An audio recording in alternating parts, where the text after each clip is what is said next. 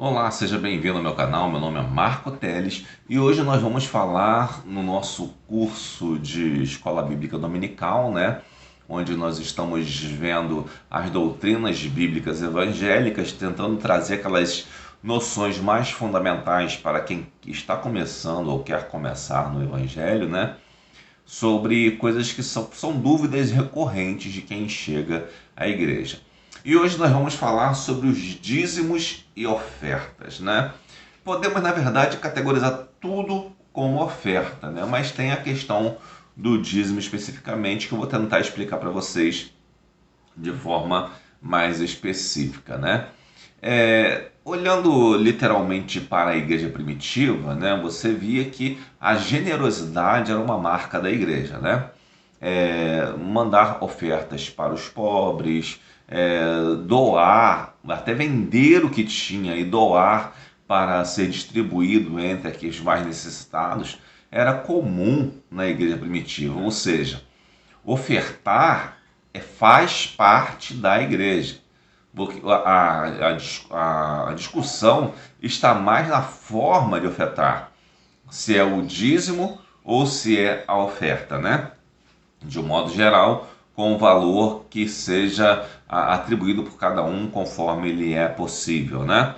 Bom, a igreja primitiva, por exemplo, em Atos 4, nós vemos lá a história em que Barnabé, um homem justo, né, vem numa propriedade e dá para os pobres. Provavelmente Barnabé não tinha só aquela propriedade, né? E ele doou aquele dinheiro e foi muito elogiado pelas outras pessoas porque necessitavam daquilo também, né? E foram abençoadas. Por outro lado, vemos também a história de Ananias e Safira, que venderam, tiraram uma parte, guardaram e deram outra e foram amaldiçoados por isso. Por quê? Porque não foram de fato generosos. Eles guardaram aquilo de forma a tentar enganar, né, o povo de Deus, né? Então devemos tomar cuidado também com aquelas ofertas que são dadas somente para se parecer superior, parecer uma pessoa boa, né? Como faziam os fariseus, por exemplo, em que Jesus contrasta a oferta do fariseu com a oferta da viúva pobre, né? Então devemos tomar muito cuidado com isso. Nós vemos ainda essas questões em 1 Coríntios 16, 2 Coríntios 8 e Filipenses 4, onde vemos ali uma coleta para pessoas necessitadas, Paulo recomendando e explicando isso, e ainda vemos Paulo agradecendo a ajuda que recebia da igreja de Filipos para manter o seu ministério. Paulo, claro que ele trabalhava também, era um fazedor de tendas, mas nessa questão mostra ali que ele era grato por aquelas ofertas e em nenhum momento Paulo impôs essas ofertas. Veja bem, né? As ofertas nunca são impostas, nem jamais condicionadas a nenhum tipo de bênção. As ofertas são por sua pura e genuína generosidade, né? Se você não tiver generosidade para doar, é melhor até que não doe, desculpe te dizer isso, né? Porque você estará sendo uma pessoa falsa. Seja pelo menos sincero com que você é uma pessoa sem generosidade, né? Não queira simplesmente doar para aparecer, né? O caso de Ananias e Safira nos mostra isso. Devemos ser sinceros em nossa generosidade. Além disso, Jesus, em vários momentos, ele aprova o dízimo, né? Temos lá em Mateus 6, em que ele elogia os fariseus por darem o dízimo, Mateus 23, Mateus 22 também, os fariseus, os próprios fariseus que erravam em muitas coisas, eles eram elogiados por serem zelosos em dar o dízimo. Alguns vão dizer aqui que isso se referia a uma tradição da lei de Moisés, né? E que Jesus, depois que foi levado aos céus, né? Subiu aos céus, melhor dizendo, e estamos sob um outro padrão, né? Jesus ainda veio no tempo da lei, digamos assim, né? Ora, devemos tomar cuidado com isso, né?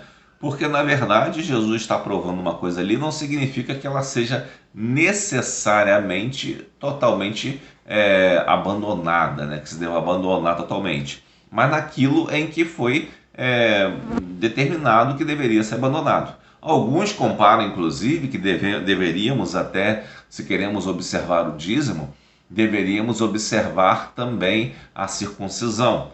Só que isso não faz sentido, porque diria-se que o dízimo seria anterior à lei, né? E que a circuncisão também seria anterior. Só que o dízimo, em momento nenhum, diz que é um distintivo do povo hebreu quando Abraão e Jacó dão o dízimo, por exemplo, né? Mas a circuncisão, sim, é um distintivo do povo judeu. Então devemos tomar cuidado com algumas considerações nesse termo quando se fala contra o dízimo, mas até se aceita a oferta de alguma forma, né? O problema surge, né, mais ou menos, o problema surge especialmente, né, pela maldade de alguns que abusam da fé das pessoas, né, e costumam exagerar no pedido de dízimos e ofertas. Abusam da fé das pessoas e deixam as pessoas, às vezes, a ver navios, literalmente. Esses são, obviamente, os falsos profetas. E eles não podem ser usados como referência. Entretanto, algumas pessoas usam como referência. E outro lugar onde é usado muito o texto de Malaquias 3,10 por essas pessoas para que se justifique, por exemplo, o dízimo, ou até a tal da fogueira santa, que é uma fogueira dos infernos, na verdade, porque está consumindo todos os seus bens, coisas que Deus nunca pediu, né? Mas isso provém, essa ideia de que Malaquias 3,10 não fala não é a obrigação do dízimo, que o dízimo deveria ser alimento e não propriamente dinheiro, né? Ele vem do farisaísmo, essa ideia, né? O judaísmo, se para quem não sabe, né, até hoje ele segue muito a corrente farisaica, né? E essa corrente farisaica ensina isso, que o dízimo é para ser dado, para ser distribuído entre os pobres e que deve ser em mantimentos e coisas desse tipo. Alguns pastores têm a mania de achar que indo às sinagogas vão se tornar mais crentes do que os outros, né? Vão se tornar melhores do que todo mundo porque resolveram aprender com o rabino. Só que muitas vezes, ou 90% das vezes, estão aprendendo coisas contrárias ao Novo Testamento. A nossa escritura principal é o Novo Testamento, que é o cumprimento daquilo que o Antigo Testamento é só uma figura, um tipo, né, que mostra o que viria, o que se cumpriria em Cristo. Então devemos tomar muito cuidado com certas afirmações que vêm não do cristianismo, mas vêm de ideias rabínicas, especificamente farisaicas, né?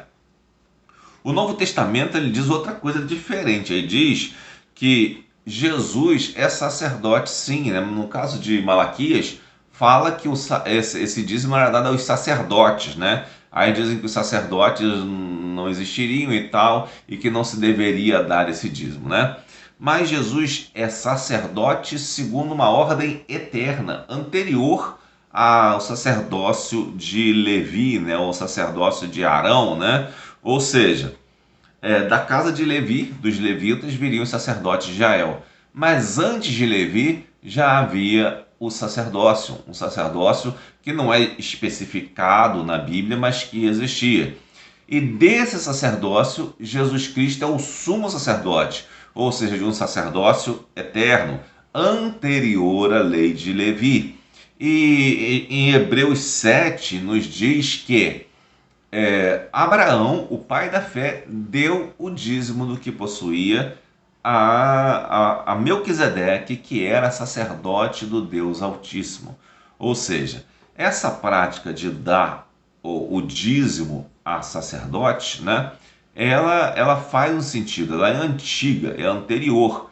Agora você não sabe se é todo mês, se é de quanto em quanto tempo, até porque as pessoas não eram como hoje, assalariados que recebem hoje e estão pagando contas de mês que vem. Isso não era assim, as coisas tinham outro fluxo de tempo, né? Então você não pode comparar hoje com antigamente nesse sentido. Mas o que pode se observar é que havia prática sim de se respeitar esse sacerdócio, especificamente com o dízimo. Nós vimos que Jesus valorizou essa questão da prática do dízimo, embora tivesse baseada lá na lei, sim, né? Mas que tanto valorizou que posteriormente a igreja foi mais generosa ainda do que propriamente a questão do dízimo, né? Em Gênesis 14 nós vemos também que nós vemos o nosso, ou melhor, Gênesis 28, né?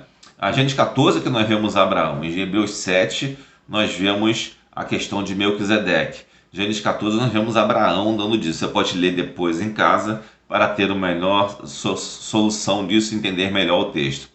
Em Gênesis 28, Jacó também promete a Deus de que se o Senhor o abençoasse, ele lhe daria o dízimo, né?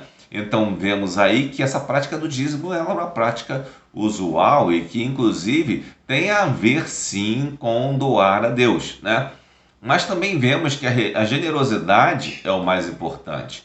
E essa generosidade, ela independe de muitas coisas, né? Ela independe do quanto você quer doar, quanto você quer ser generoso. O que a gente descobre é que, de qualquer forma, ela é voluntária, a generosidade. A generosidade não pode ser imposta por ninguém, né? Onde que alguém diz que você tem que dar tanto, se não der, você é isso ou aquilo. Isso aí está totalmente errado. Devemos sim dar o nosso dízimo, sabendo que negar o dízimo ou negar as ofertas, como queira, é uma coisa, uma prática farisaica, né? E que na verdade visa não dar sustento à igreja, porque a igreja se tem cada grupo humano tem sua forma de sustento, né? A família é o salário do pai de família ou da mãe de família, né? Agora ao passo que, por exemplo, a igreja, o sustento dela vem das ofertas. Se você nega o dízimo, você nega praticamente as ofertas, você está tirando o sustento da igreja, né? Então, quando você tira o sustento da igreja, você inviabiliza a obra de Deus. E não é o interesse de nenhum crente verdadeiro inviabilizar a obra de Deus, mas sim fazer com que ela prossiga e com que ela avance, né? Na verdade, negar-se a dizimar é uma prática mesquinha, né? Que não tem nada a ver com a vontade de Deus. Agora, alguns entendem que essa oferta não deveria ser definida em 10%, né?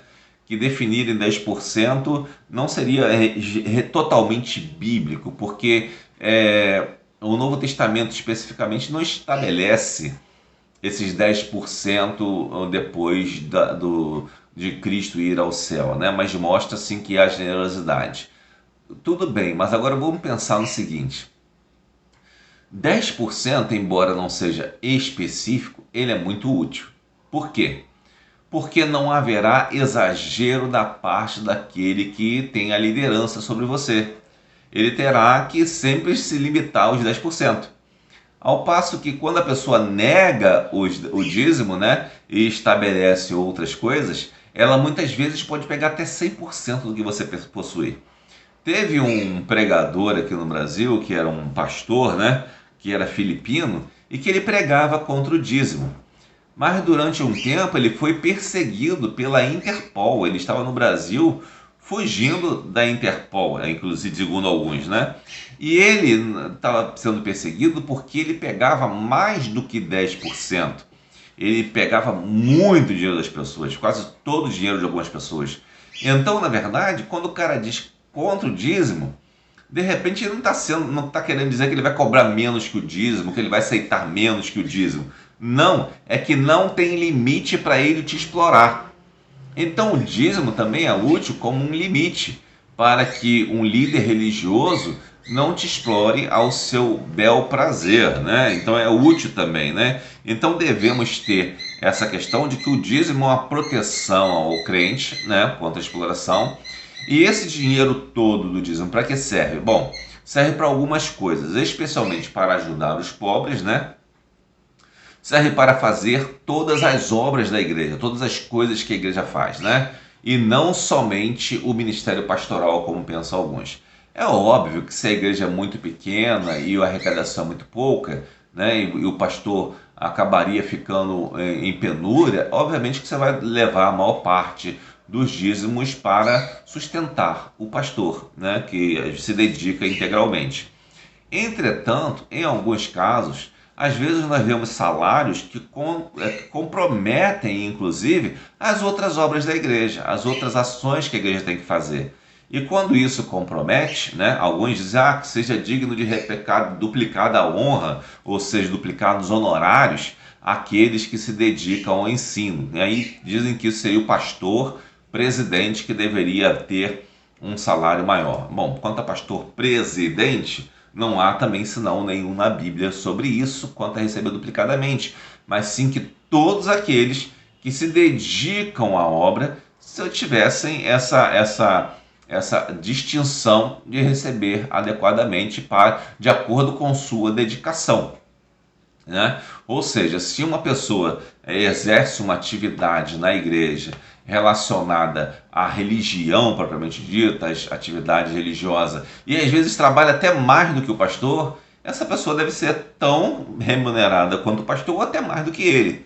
O que nós vemos às vezes não é isso, né? Então devemos tomar cuidado com esse tipo de exagero e com aqueles exageros também daqueles que tentam explorar as pessoas com ideias errôneas, né? Então tome cuidado com essas ideias que tentam fazer parecer com que alguma coisa errada está certa ou que o certo está errado, né?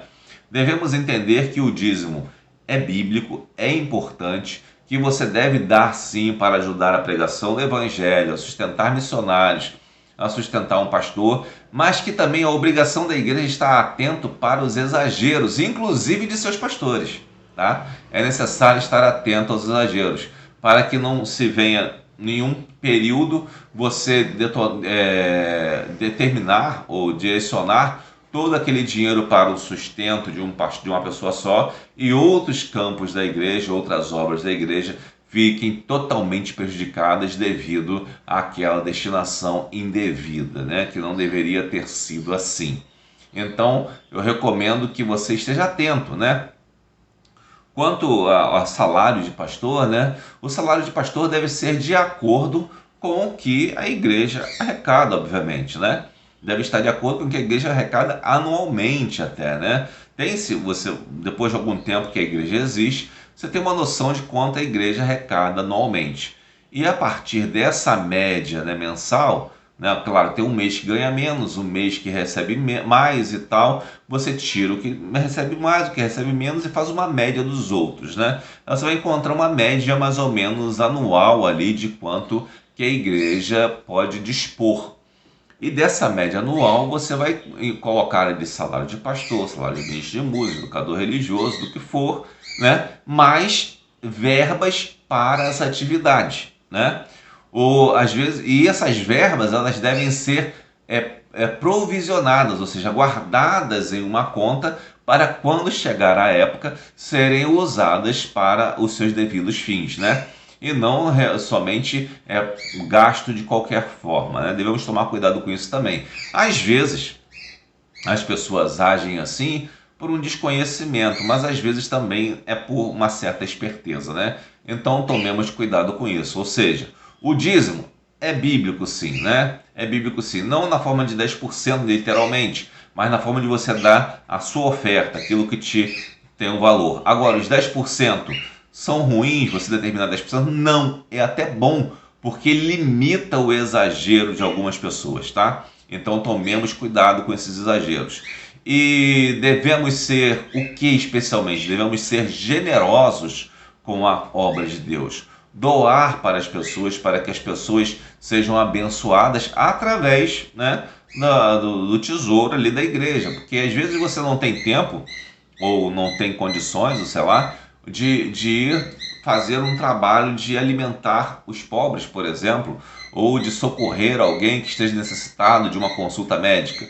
Mas a igreja está ali para gerar essa atividade, esse socorro imediato para os membros da igreja. Observe bem, é para os membros da igreja, né? Especialmente. Primeiro, os domésticos da fé. Então, se a igreja está ali e pode fazer esse trabalho, né? E você não tem tempo suficiente para isso, né? Seja porque dedica à família ou ao trabalho, é bom, é generoso que você doe para a igreja. Não querer doar para a igreja é falta de generosidade e de não querer ajudar ao próximo e nem reconhecer o amor de Deus na sua vida. Então devemos estar atentos a isso e valorizar sim o dízimo. Saber que existem exageros, mas os exageros